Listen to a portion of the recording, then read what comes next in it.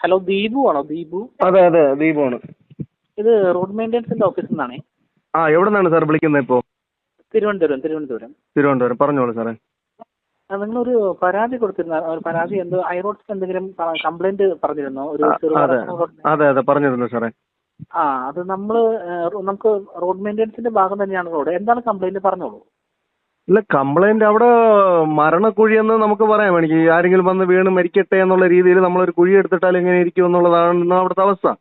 അത്രത്തോളം വലിയൊരു കുഴികൾ ഒരു ഭാഗത്തല്ല പല ഭാഗത്ത് രൂപപ്പെട്ടിട്ടും മാസങ്ങളായി. ഇത് ഇന്നും ഇന്നലെയുള്ള പ്രശ്നമല്ല, മാസങ്ങളായി. അപ്പം നിങ്ങൾ അറിഞ്ഞ് ഇന്ന് ചെയ്യും നാളെ ചെയ്യും എന്ന് പറഞ്ഞാൽ നമ്മൾ നോക്കിയിട്ടുണ്ടായിരുന്നു.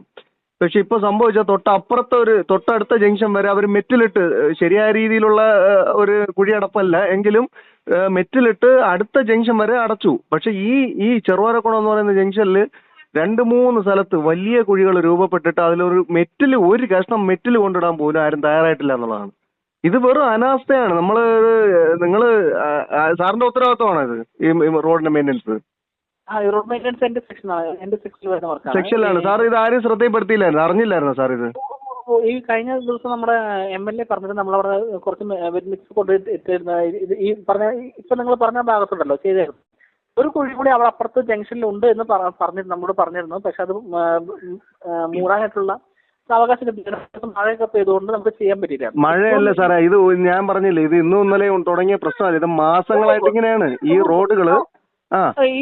ഈ റോഡിനെ പറ്റി കോൺട്രാക്ടർ നമ്മോട് പറഞ്ഞിരുന്നു, ഇങ്ങനെ വളരെ മോശാവസ്ഥയിൽ കിടക്കുന്ന റോഡാണ് എന്ന് പറഞ്ഞിരുന്നു. അപ്പോൾ നമ്മളവിടെ വർക്ക് അറേഞ്ച് ചെയ്യുന്ന സമയത്തൊക്കെ വർക്ക് ചെയ്യാൻ വരുന്ന സമയത്തൊക്കെ മിക്കവാറും ദിവസങ്ങളിൽ അവിടെ മഴയാണെന്നാണ് പറയാറുള്ളത്. അപ്പൊ അതുകൊണ്ട് നമുക്ക് വർക്ക് അറേഞ്ച് ചെയ്യാൻ മഴ നിങ്ങൾ പറയുന്ന വാദം അംഗീകരിച്ചാൽ തന്നെ, അത് മഴയാണെങ്കിൽ തന്നെ തൊട്ടടുത്ത ജംഗ്ഷനിൽ വരെ നിങ്ങൾക്ക് മെറ്റിലിടാൻ പറ്റുമെങ്കിൽ ഈ കുഴിയിൽ മാത്രം നിങ്ങൾക്കത് എന്തുകൊണ്ട് ഇടാൻ പറ്റാതെ പോയി?